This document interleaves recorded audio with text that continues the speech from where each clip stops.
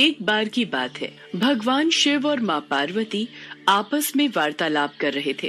तभी वहाँ भगवान गणेश जी आ जाते हैं। क्या बात है माताश्री, पिताश्री, आपने मुझे बुलाया? पुत्र गणेश, तुम्हारी माता तुम दोनों भाइयों के विवाह की चिंता कर रही है। वो चाहती है कि तुम दोनों भाइयों का विवाह शीघ्र हो जाए।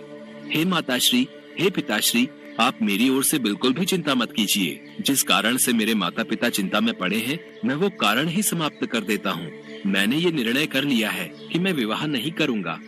इतना कहकर भगवान गणेश वहाँ से चले जाते हैं। देवी पार्वती, तुम्हें दुखी होने की कोई आवश्यकता नहीं है। सब कुछ समय पर छोड़ दो। समय अपने आप सब कुछ व्यवस्थित कर देगा और देखना, तुम्हारा पुत्र गणेश एक दिन विवाह के लिए अवश्य मान जाएगा। उधर भगवान गणेश वन में तपस्या करने के लिए चले जाते हैं।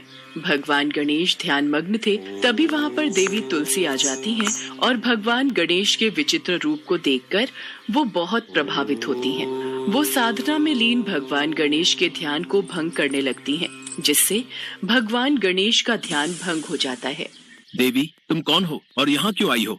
मेरी ध्यान साधना में विघ्न उत्पन्न करके अच्छा नहीं किया तुमने। हे देव, मैं धर्मध्वज की पुत्री तुलसी हूँ। मेरी माता का नाम माधवी है। मैं अपने वर की खोज में यात्रा पर निकली थी। आपको देखकर लगा जैसे मेरी यात्रा का उद्देश्य पूर्ण हो गया है। आपके विचित्र रूप ने मुझे बहुत प्रभावित किया है। मैं आपसे विवाह करना चाहती हूँ। नहीं देवी, मैं आपसे विवाह नहीं कर सकता। मैंने विवाह ना करने का प्रण लिया है। कृपया करके आप यहाँ से चली जाइए। भगवान गणेश जी ने देवी तुलसी जी से विवाह करने के लिए मना कर दिया। इस बात से तुलसी जी क्रोधित हो गई। क्रोधित हो उन्होंने गणेश जी को श्राप दे दिया। तुम आज शादी करने से मना कर रहे हो और एक समय आएगा जब तुम्हारी 2 शादी होगी और 2 पत्नियों के साथ तुम अपना जीवन व्यतीत करोगे। तुलसी जी के श्राप को कुछ समय बीता। तब तक भगवान गणेश की भी विवाह करने की इच्छा होने लगी, लेकिन उस समय कोई भी देवी देवता अपनी पुत्री का विवाह भगवान गणेश से नहीं करना चाहते थे। देवताओं का कहना था कि सभी देवी देवता इतने अधिक रूपवान हैं और गणपति देवताओं से अलग दिखते हैं, इसलिए उनसे कोई विवाह नहीं करना चाहता था।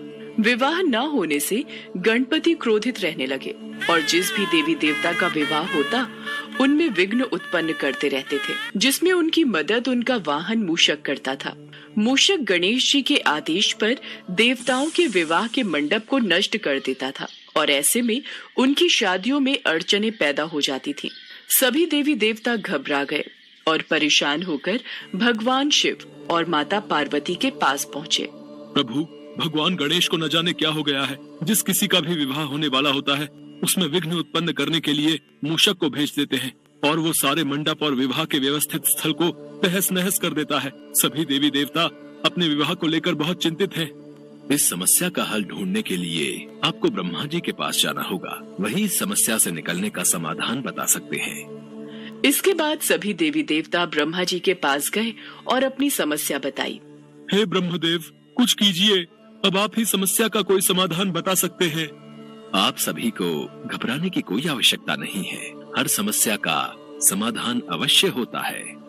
इतना कहते ही भगवान ब्रह्मा जी ने योग से 2 पुत्रियों को उत्पन्न किया और उनका नाम रिद्धि सिद्धि रखा।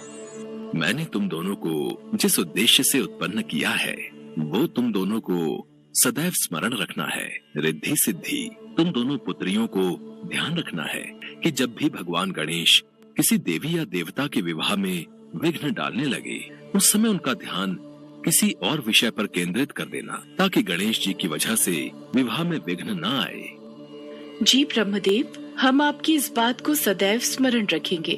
ब्रह्मदेव, आपने जो कार्य हमें करने के लिए उत्पन्न किया है, हम उस कार्य में अवश्य सफल होंगे। इसके बाद ब्रह्मा जी रिद्धि सिद्धि को लेकर गणेश जी के पास पहुंचे।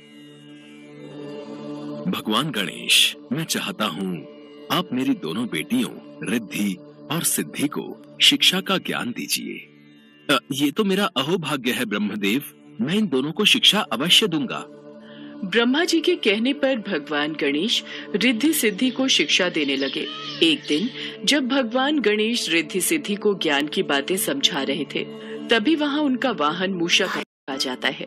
प्रणाम प्रभु, मैंने पता लगाया है स्वर्ग लोक में फिर किसी देवता का विवाह होने वाला है। मुझे आज्ञा दीजिए कि मुझे क्या करना है।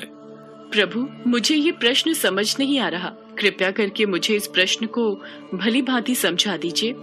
रिद्धि, पहले मुझे गणेश जी से प्रश्न पूछने दो। पहले मैंने उनसे प्रश्न किया है। अरे, तुम दोनों आपस में यूं झगड़ा ना करो। मैं तुम दोनों के प्रश्नों का उत्तर दूंगा। प्रभु का ध्यान तो मेरी ओर है ही नहीं, तो ठीक है, मैं भी अपने में मस्त रहता हूँ।